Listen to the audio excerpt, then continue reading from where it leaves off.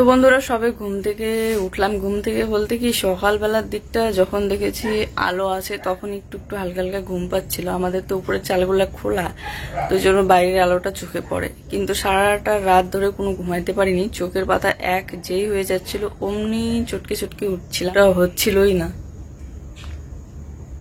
ঘুম থেকে উঠতেই ওকে বললাম যে একটা বাসন মাজার সাবান এনে দাও, এই যে নিয়ে আসলো, কারণ অনেক বাসন জমা হয়ে আছে, এগুলো মাজবো কি করে। সকালে উঠে মোবাইল দেখে মানুষ পড়াশোনা কি করবে। আজকে আর জুইকে স্কুলে নিয়ে যাওয়া হবে না, কারণ ওরও শরীরটা একদম ভালো নেই, তো এই জন্য বললাম যে থাক আজকে আর নিয়ে যেতে হবে না। তারপরে সকাল সকাল ঘুম থেকে উঠেই দেখি যে এত পরিমাণে গরম পড়েছে। আর এই তো গ্যাস ওভেনটা ঢেকে রেখে দিয়েছিলাম, না হলে বিড়ালের উৎপাত, পায়ের ছাপ বসে বসে থাকে। সকালবেলা উঠেই যখন দেখি যে গ্যাস ওভেনটার মধ্যে পায়ের ছাপ বসে আছে বিড়ালের, তখন মনটা কেমন যেন লাগে। যতই ভালোভাবে মোছা মোছা করি না কেন, মনের ভিতরে একটা ঘিন ঘিন লাগে যে বিড়ালের লোম ঠোম পড়ে আছে না তো, আর কোথা কোথা থেকে বিড়ালটা হাঁটাচলা করে এসে এখানে উঠে। এই জন্য প্রত্যেক দিন মনে করে এই জায়গাটা আগে ঢেকে রেখে দিই রাত্রিবেলা ঘুমানোর আগে। বাবা যেদিন কাজে যায় তার আগের দিন বলেছিলাম যে এই জায়গাটা একটু ঘিরে দিতে, মানে একটা রুম বানিয়ে দিতে, তাহলে বিড়াল টিড়াল আর ঢুকতে পাবে না। কিন্তু পুরানা টিনগুলো সব ওই ওয়াশরুমের কাজে ব্যবহার হয়ে গিয়েছে, সব শেষ। তো এই যে এক গামলা বাসন পড়ে আছে কালকের রাতের বিকেল বেলাকার, এই যে রুটি বানিয়েছিলাম সব আছে। তা এখন এগুলো সবগুলো মাজা দেওয়া করবো, কারণ মাথা ব্যথা প্রচন্ড ছিল আর সন্ধ্যায় লেগে গিয়েছিল, তো এই জন্যে আর মাঝামাঝি করিনি। সাবানও ছিল না। আটা যেই থালার মধ্যে সানি, সেই থালাটা যদি জল দিয়ে একটু ভিজিয়ে রাখা না হয়, তাহলে সেই তারপর দিন হচ্ছে একদম শক্ত শক্ত হয়ে যায়, লেগে যায়, উঠতেই চায় না। তো সেরকম হয়েছে অবস্থা। একটু জল দিয়ে ভিজিয়ে রাখলে ভালো হতো। যাই হোক, এদিকে রোদ তো আছে, জামা কাপড়গুলো বের করে দিচ্ছি, সব ভিজা ভিজা হয়ে আছে। আগেই যদি অন্য কাজে লেগে পড়ি, এগুলো আর মনে থাকে না জামা কাপড় বের করে দিতে। কি রোদ পড়ছে আজকেও, সেই গরম। গামলাটা এত ভারী আমি নিতেই পারছিলাম না, এই জন্য ওকে বললাম যে কলের পরে দিয়ে আসো। এই বাসনের গামলা এভাবে নিয়ে যেতে গিয়ে এই ওয়ালের মধ্যে লেগে আমার হাতের আঙ্গুলে ঘা হয়ে গিয়েছিল একদম। আজও কি যে রোদ পড়েছে, কালকের মতো আজকে খুব গরম পড়েছে। আজ এই সকাল সকালে এত গরম, সারাটা দিনে যে কেমন গরম হতে চলেছে। আমি আমার তেল দেওয়ার কারণে আরো বেশি করে গরম লাগছে। ভালোই লাগছে না, খুব ক্লান্ত মনে হচ্ছে শরীরটা। খিদেও পেয়ে গিয়েছে প্রচন্ড। রাতে বেশি খেতে পারিনি, এই জন্য মাঝরাতে খুব খিদে পাচ্ছিল, কিন্তু পেটটা একদম খালি হয়েছিল। এই দেখো একদম কোনায় এখানে একটা গাছ, পুঁই শাক পাতা, বেশি দূর পর্যন্ত যেতেই পারিনি। এটা কচু পাতা হয়েছে। যে কখন বাসনপত্রগুলো মাজা ধোয়া করে এক গ্লাস জল খাইয়ে খুব খুব পিপাসা পেয়েছে, জল পিপাসা। চলো আগে একটু জল। তো আগে এটুগুলো এক এক করে সব বাসন থেকে ধুয়ে নিচ্ছি, তারপরে মাজতে বসবো। আর এই যে আটা টেকেছিলাম, ভুসিগুলো ওরকম করে রেখেছিলাম, ওরকমই ছিল। আজকে সবে ফেলে দিলাম, কারণ নষ্ট হয়ে গিয়েছে জল পড়ে, না হলে পরে গরুকে দিতাম।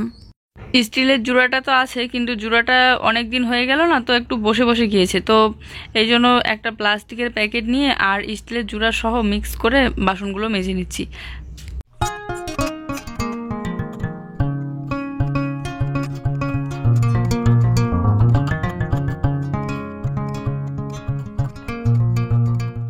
তো এই যে বাসনপত্র মাজা ধোয়া কমপ্লিট, হাঁড়িতে আর জগে জল নিয়ে নিলাম। জগের জলগুলো তো বারবার চেঞ্জ করি একটু পরপর, কারণ গরমে একদম বেশি গরম হয়ে থাকে জলগুলো।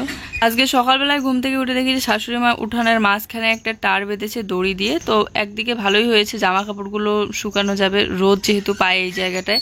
কিন্তু এই যে একটু নিচু হয়ে গিয়েছে, মাথায় লাগে আর কি বারবার। বালিশ কভারগুলো হালকা হালকা ভিজাই ছিল, এই জন্য বালিশে ভরে রাখিনি, সকালবেলাই রোদে দিয়ে দিলাম, শুকিয়ে গেলে পরে ভরে নেব। আর বালিশ কভার ছাড়া বালিশগুলো কিন্তু তাড়াতাড়ি নোংরা হয়ে যায়। এই যে বাপ বেটি বিছানায় শুয়ে শুয়ে মোবাইলে কিছু একটা দেখছি আর গল্প করছে। যাই হোক, এদিকে আমি ঘরটা ঝাড়ু দিয়ে নিচ্ছি। সিমেন্ট দিয়ে মুছতে মুছতে কতটা শক্ত হয়ে গিয়েছে ঘরের মেঝেটা, কিন্তু এই যে মাঝখানে ফেটে ফেটে গিয়েছে। বেশি রোদ উঠলেই মেঝেটা ফেটে ফেটে যায়। ঘর ঝাড়ু দেওয়া কমপ্লিট, এখন বারান্দাটা ঝাড়ু দিয়ে নিচ্ছি। বারান্দার এই জায়গাটা এখন প্রচুর পরিমাণে পাতা পড়ে পড়ে পাতাগুলো বসে বসে যায়, উঠতেই চায় না। ওই ছোট্ট ঝাড়ুটা ছাড়া এদিকের পাতাগুলো একদমই উঠতে চায় না। তো ঝাড়ুটা দিয়ে নিয়ে এই যে জুয়ের জন্য রাতের একটুখানি দুধ আছে, দুধটা জাল দিয়ে ভাবছি দুধ দিয়ে ছাতু খাওয়াই দেবো।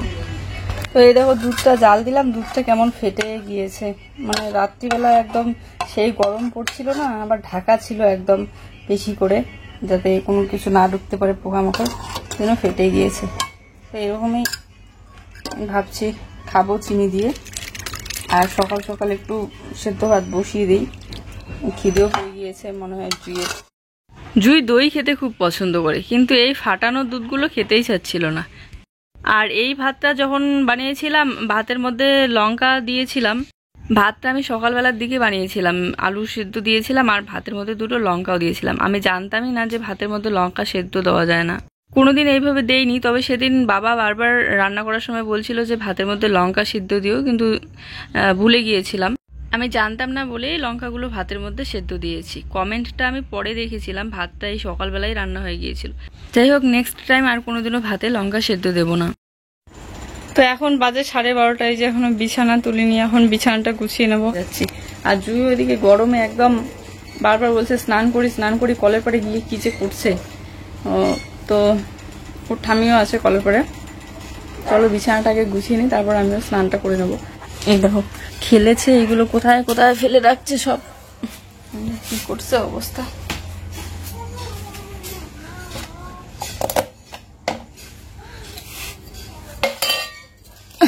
জল দিয়ে শেষ করছে সব, বেঞ্চ টেঞ্চ বালি দিয়ে। যে বালিশ কভারগুলো শুকিয়ে গিয়েছে, এগুলো এখন বালিশে ভরে রাখি। সবে ভিডিওটা এডিট করলাম, আর ভিডিও এডিট করতে বসে এদিকে সব কাজ আমার পড়েছিল, কত যে কাজ পড়ে আছে, তাই এক এক করে এখন কাজগুলো সব কমপ্লিট করে নিচ্ছি। আগেই সব কাজ ছেড়ে ভিডিওটা এডিট করতে বসলে পরে বাকি কাজগুলো করতে আমার এতটা তাড়াহুড়ো লেগে যায়, কারণ দুপুরবেলার জন্য রান্না করতে হয়। কিন্তু আজকেও ভেবেছিলাম যে দুপুরবেলার জন্য আবার সেদ্ধ ভাত করে খাবো, এই জন্য সকালবেলা শুধু অল্প একটু চাল বানিয়েছিলাম, কারণ সেদ্ধ ভাত বারবার ঠান্ডা হয়ে গেলে পরে ভালো লাগে না। তো জুয়ের পাপাকে বললাম, কিন্তু ও বললো যে আর খাবে না, খেতে পারবে না, তো এই জন্য আর বানালাম না। অল্প একটু আছে, ওটাই জুই খেয়ে নেবে, আমিও একটু খেয়ে নেব। ছাতু আছে, না হলে আমি ছাতুও খেয়ে নেব জল চিনি দিয়ে। যেহেতু ও বললো যে খাবেই না, আর শুধু শুধু রান্না করে ভাত নষ্ট করে তো লাভ নেই, তাই আর বানাবো না। আর এই যে বালিশগুলো এক সাইড করে রেখে দিলাম, কভারগুলো ভরে ঠরে বিছানার চাদর টান টান করে বিছিয়ে রেখে দিলাম। সকালবেলা তো এরকমই খেয়েছিল জুই, কিন্তু এই দুপুরবেলা খেতেই যাচ্ছিল না একদম, বলছিল মা ডাল দাও, ডাল দিয়ে খাবো। এমনিতে তো স্কুল যাওয়ার সময় করে প্রত্যেকদিন সেদ্ধ ভাত করে খেয়েছিল, কিন্তু তখন তো তেল টেল খাওয়া যেত, কিন্তু এখন এই যে শুধু মানে লবণ দিয়ে এই যে শুধু আলু সেদ্ধ ভাতও খেতেই চাচ্ছে না। তো পরে সন্ধ্যার দিকে মুগ ডাল ঠাল নিয়ে আসতে হবে। তো জুইকে ভাত খাওয়াই দিয়ে আমি একটু ছাতু খেয়ে নিয়ে গিয়েছিলাম টিয়া দিদিদের বাড়িতে, ওখানে অনেকক্ষণ বসে থেকে এই যে এখন বাড়িতে এসে জুইসোনাকে টিউশনে দিয়ে পাঠালাম। তারপরে এই বিকেলবেলাটা শুয়ে শুয়ে আছি, ভালোই লাগছে না।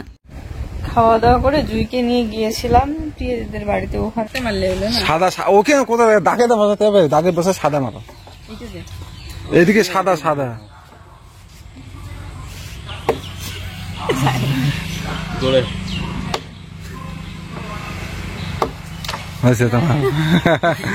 খেলছিলাম আমি স্কুলে, টিউশনে আছে, তো একটু পরে একটু যাব বাজারে, কারণ সেদ্ধ ভাত খেয়ে বাচ্চারও মানে ও খেতেই যাচ্ছে না, কিন্তু তাও তো সেদ্ধ ভাত খেতে হবে, কিন্তু একটু ফল ঠল না খাওয়ালে পরে একদমই দুর্বল হয়ে পড়বে বাচ্চাটা। তো এই জন্য ওকে বলছিলাম যে ফল নিয়ে আসবো সন্ধ্যাবেলা, তো দেখা যাক যাবো, এখনো অনেক বেলা আছে সন্ধ্যা লাগতে। ও টিউশনে গিয়েছে, টিউশন থেকে আসলে পরে নিয়ে যাব। সিদ্ধান্ত নিয়েছিলাম কোনো খরচের টাকা দেব না, এই সবে 2 দিন হলো। আর আমার এমন সিদ্ধান্ত নেওয়ার কারণগুলো তো তোমরা জানোই, আর কি বলবো নতুন করে। কিন্তু বরের উপর ভরসা করে যে এত মানে কি বলবো, এরকম করে যদি ভরসা করে থাকি যে ও কখন খরচ নিয়ে আসবে তারপরে খাবো, তাহলে না খেয়েই আমাদের অবস্থা টাইট হয়ে যাবে। যেমন এখন তো একটু ফল টল কিনে এনে বাচ্চাকে খাওয়াইতে লাগে, আমাদেরও খাইতে লাগে, বা আরো অনেক কিছু সেদ্ধ খাওয়া যায়, শুধু যে আলুই সেদ্ধ খেতে হবে এমন কোনো কথা নাই। পটল সেদ্ধ, ঝিঙা সেদ্ধ, কত ধরনের সবজি থাকে, ওইগুলোও সেদ্ধ খাওয়া যায়। তো ওইগুলো নিয়ে আসে না, তো এখন কি করব, উপায় নেই, আমারে যেতে হবে, আমার বাচ্চাকে তো খাওয়াইতে হবে। ইভিনিং বন্ধুরা, তো এই যে হাত মুখ ধুয়ে আসলাম, জল টল নিয়ে আসলাম, আর একটু লাল চা বানিয়ে খাবো। এই এটার মধ্যে দুধ রাখা আছে, জুইয়ের জন্য দুধটা জাল দিয়ে নেবো, তো এই জন্য ওই এটার মধ্যে চা বানিয়ে নিচ্ছি টিফিনটার মধ্যে। একটু গোলমরিচের গুঁড়া দিলাম, কারণ লাল সাথে একটু গোলমরিচের গুঁড়া না দিলে ভালো লাগে না।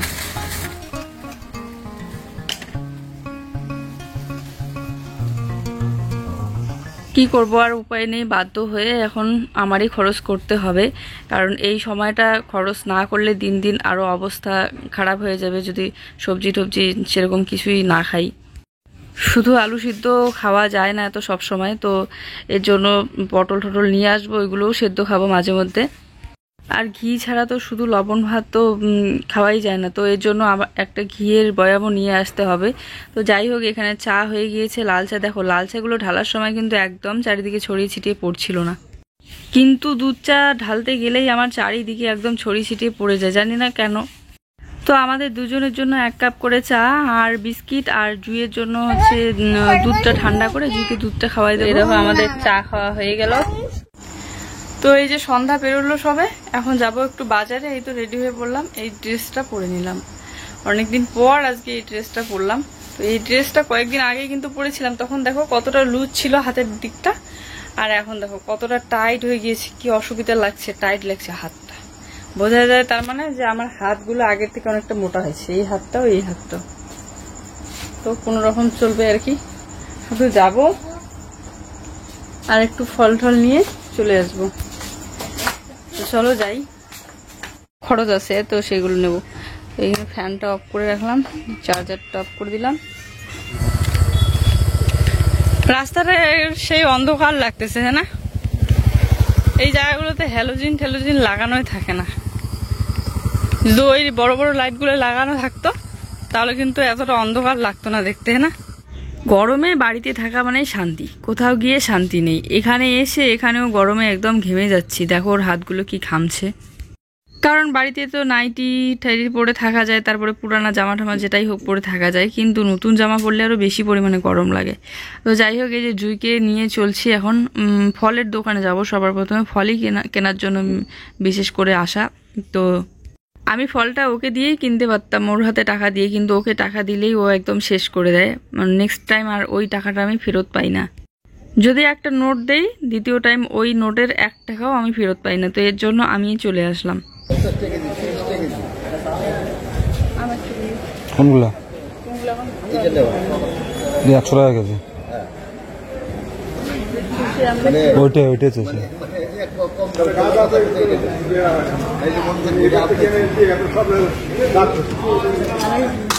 আমগুলো দেখা তো যাচ্ছিল বেশ ভালো, এই আমগুলো নাকি 100 টাকা কেজি, আরও কতগুলো আছে 50 টাকা কেজি।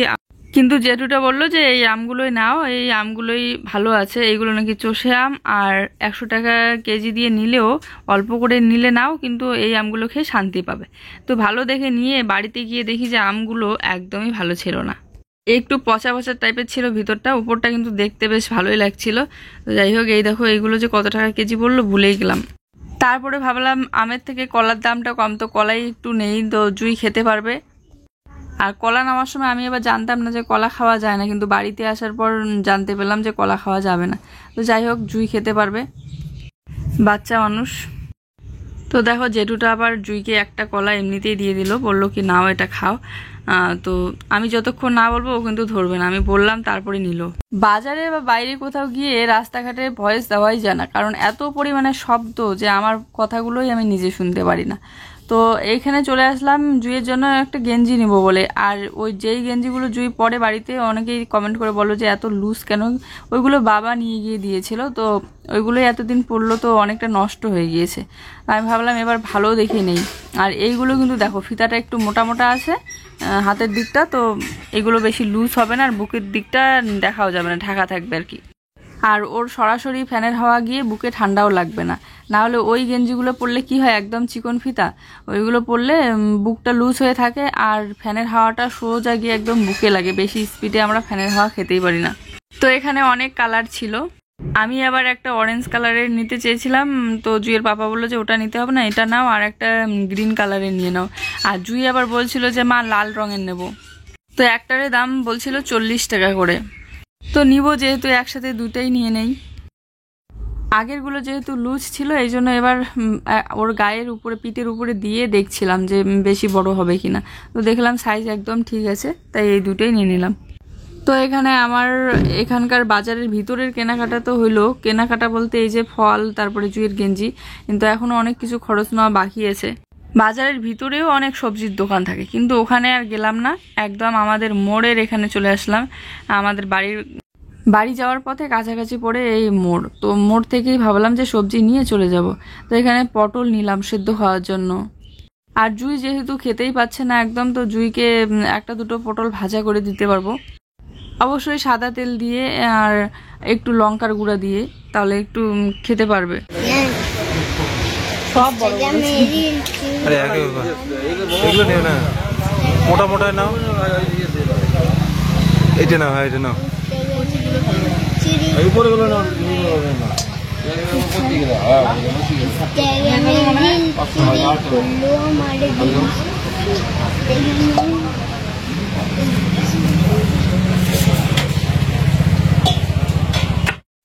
আর নিয়ে নিলাম ঝিঙা, একদম কচি কচি দেখে ঝিঙা। ঝিঙাগুলো অনেক বড় বড়, তবে একটু কচি কচি আছে, আমি বেছে বেছেই নিয়েছি কচি দেখে। চলো এখন ডাল চিনি যা যা লাগবে সেগুলো নিয়ে এখন বাড়ি চলে যাব। ডালের মধ্যে তো মুসুর ডালটা খাওয়া যাবে না, মুগ ডাল আর খেসরির ডাল। তো খেসরির ডাল গতকাল রাত্রিবেলা ও নিয়ে গিয়েছিল, সেখানকারে একটু আছে, আর তাই মুগ ডালটাই নিয়ে নিলাম। তো বন্ধুরা এই যে আসলাম বাজার থেকে, শুধু আলু সেদ্ধ খেয়ে একদম জুই পাগল হয়ে যাচ্ছে একদম, আর শুধু আলু। তো এই জন্য আমি পটল ঝিঙা এগুলো সেদ্ধ খাওয়ার জন্য নিয়ে আসলাম বাজার করে। আর এখানে আম আছে, আর এই যে কলা, আর এখানে হচ্ছে মুগ ডাল, চিনি, তারপরে এখানে লঙ্কার গুঁড়া আর যে সয়াবিন তেল। তো এইগুলো নিয়ে আসলাম। ঘি নেই কারণ এখানে ছোট ঘি ছাড়া বড় ঘিগুলো ছিল না, আর বড় ঘি একটা ছিল মিডিয়াম সাইজের, ওই ঘিটা আমার ভালো লাগে না একদম, আমুল ঘিটা ভালো লাগে। তো এই জন্য ওইখান থেকে নিলাম না, কালকেও না হয় গোখরেডাঙ্গা থেকে নিয়ে আসবে। তো এই হচ্ছে আমাদের আজকের বাজার। সবজিগুলো প্লাস্টিকের প্যাকেটের মধ্যেই রাখলে নষ্ট হয়ে যাবে, তাই এই গামলাটার মধ্যে রেখে দিচ্ছি। একটা বড় ঝুড়ি কিনেছিলাম সবজি রাখার জন্য, ওই ঝুড়িটার মধ্যে জুইয়ের সব খেলনাগুলো রাখা হয়েছে। তো ঝুড়িটা একদম নষ্ট হয়ে গিয়েছে, আর খেলনাগুলো রাখাও আছে ওরকমই, যদি কোনোদিনও খেলে। এখন তো খেলতে চায় না ওই খেলনাগুলো দিয়ে, ওই যে বাচ্চা মানুষ বুঝো না, 2 দিন থাকে শখ। তো ওইগুলো সব ঝুড়িতে করে রেখে দিয়েছি এক জায়গায়। আর এখানে কলা, আম, তারপরে ঝিঙা, পটল সব এক জায়গায় রেখে দিলাম। এই গেঞ্জিটা নিয়ে আসলাম, গেঞ্জিটা দেখো ওরা একদম ঠিক হয়েছে। সাদা তেল, রিফাইন তেল ধরে যাবে রে, এটা ধরে রাখার আর জায়গায় নেই, বোতলগুলো খুঁজেই পাচ্ছি না। তো এই জন্য ওকে বললাম যে মিল্ক ক্যানটার মধ্যে রাখো।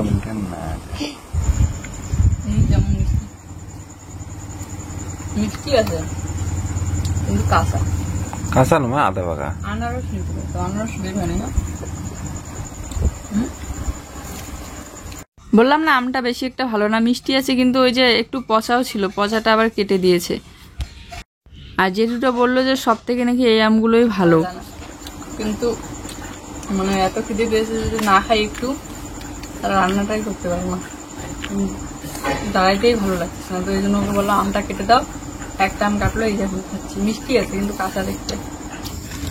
তো এখানে মুগ ডাল আর ওই খেসরি কালাই ওই ডালগুলো একসাথে মিক্স করা আছে।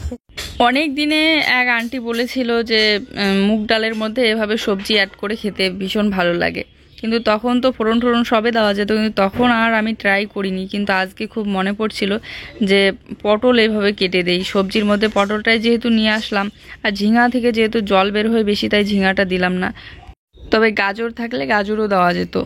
দিয়ে এভাবে এই যে সেদ্ধ বসিয়ে দিলাম। যতটুকু জল দিয়েছিলাম জলটা সব টেনে নিয়েছে, তাই আর একটুখানি জল দিয়ে নিলাম। আর ডালটা কিন্তু আমি অনেকবার ভালো করেই ধুয়ে নিলাম, কিন্তু তারপরেও ফেনা উঠছে।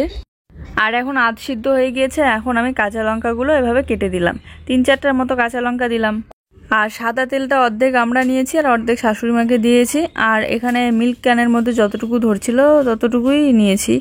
আর এখানে এই যে ডালটা সিদ্ধ হয়ে গিয়েছে, উপর থেকে হালকা হালকা সাদা তেল দিয়ে নিলাম। ঘি থাকলে তো ঘিটাই দিয়ে নিতাম, কিন্তু ঘিটা দিলে বেশি স্বাদ লাগতো আমার মনে হয়। তো এই যে আজকে হাঁড়িতে করে নিয়েছি ভাত, আর এখানে হচ্ছে ডাল সিদ্ধ, মুগ ডাল আর খেসরির ডাল একসাথে। বিকেলবেলা দাঁড়িয়ে দাঁড়িয়ে আমার এক জায়ের সাথে গল্প করছিলাম, তো আমার এক জায় বললো যে এভাবে মুগ ডাল সেদ্ধ করে বানাইস, ভালো লাগবে। তো আমি ওরকম করেই বানিয়ে নিলাম, আর মনে হয় রাতের খাওয়াটা একটু হলেও হবে। তবুও যতটা ভাত বানিয়েছিলাম সবটা আমরা খেতে পারিনি, একটু বেঁচে গিয়েছিল। আর সকালবেলা উঠে আবার এই ভাতগুলো খেতে ভালো লাগে না, মানে খাওয়াই যায় না, একদম গলে যায় ভাতগুলো, যেহেতু বাড়ির চালের ভাত।